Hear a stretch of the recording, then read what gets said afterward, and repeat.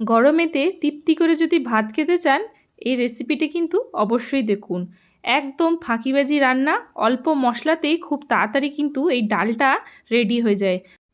নমস্কার বন্ধুরা, আমি দুলি রান্নাবান্না এবং লাইফস্টাইলে সকল দর্শক বন্ধুদেরকে অনেক ওয়েলকাম জানাচ্ছি।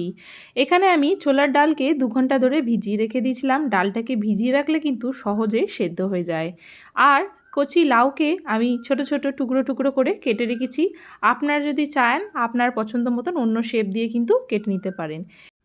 এখানে কুকারের মধ্যে ভিজিয়ে রাখা সমস্ত ছোলা ডালগুলোকে কিন্তু আমি ট্রান্সফার করে দিচ্ছি। আর দিয়ে দিচ্ছি সাথে লাউ, যে লাউগুলো ছোট ছোট টুকরো করে ধুয়ে কেটে রেখেছিলাম। এতে দিয়ে দিচ্ছি স্বাদ মতন লবণ, আর দিয়ে দিচ্ছি হাফ চামচ হলুদ গুঁড়ো। এই দুটোই জিনিস দিতে হবে, এখানে কোনো মশলার কিন্তু প্রয়োজন নেই। আর দিয়ে দিচ্ছি এখানে আমি প্রথমে 1 গ্লাস জল দিচ্ছি।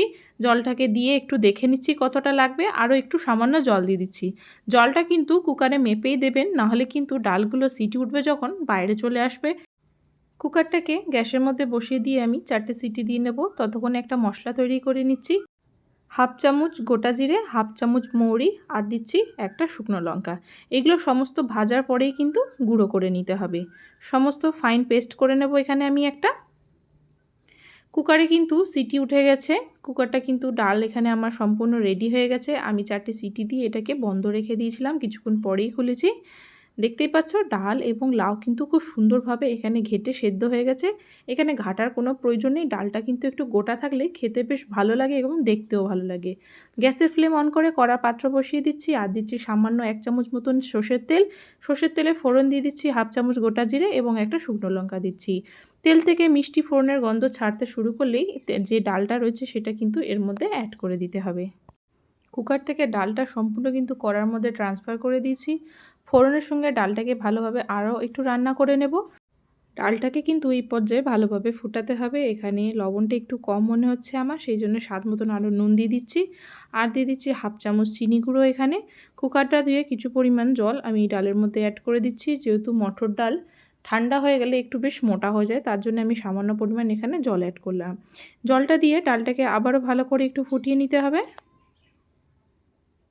ডালটা ফুটে উঠলে এর মধ্যে যে ভাজা মশলাটা বানিয়ে রেখেছিলাম সেই ভাজা মশলাটা এখানে 1 চামচ পরিমাণ অ্যাড করে দিচ্ছি। আর দিচ্ছি সামান্য ঘি অ্যাড করে দিচ্ছি। ঘিটা কিন্তু আমার সম্পূর্ণ ঘরে বানানো। এই রেসিপিটি কিন্তু আমার চ্যানেলে দেওয়া আছে, গিয়ে দেখে নিতে পারেন। এইভাবে যে কোনো নিরামিষ রান্না শেষে কিন্তু একটু ঘি অ্যাড করে দিলে রান্নাটা কিন্তু খুব টেস্ট হয়ে যায়। এই পর্যায়ে কিন্তু ডালটা রেডি হয়ে গেছে। আর এখানে কুক করার প্রয়োজন নেই, আমি একটি পাত্রের মধ্যে ডালটাকে সম্পূর্ণ নামিয়ে নিচ্ছি। ভাত রুটি যার সঙ্গেই খাবেন কিন্তু খুব সুন্দর লাগবে। এবং তাছাড়া নিরামিষ দিনে একটা এই রেসিপি থাকলে কিন্তু ভাত অনেকেই তৃপ্তি করে খেতে পারেন। ওপর থেকে দেখতে ভালো লাগার জন্য আমি কিছু পরিমাণ ধনেপাতা কুচি দিয়ে দিচ্ছি। আর দিয়ে দিচ্ছি সামান্য হাফ চামচ গোটা গরম মশলা। এভাবে ডালটাকে দিয়ে আরও একটু আমি এখানে মিক্স করে দিচ্ছি। গরম মশলাটা অপশনাল, যদি আপনারা চান নাও দিতে পারেন। আশা করি ভিডিওটি ভালো লেগেছে। ভালো লাগলে একটি লাইক শেয়ার কমেন্ট করে অবশ্যই জানাবেন এবং চ্যানেলটিকে সাবস্ক্রাইব করে পাশে থাকার অনুরোধ রইল। আবারও দেখা হচ্ছে পরবর্তী নতুন একটি পর্বের সঙ্গে। ততক্ষণ সকলে ভালো থাকবেন, সুস্থ থাকবেন।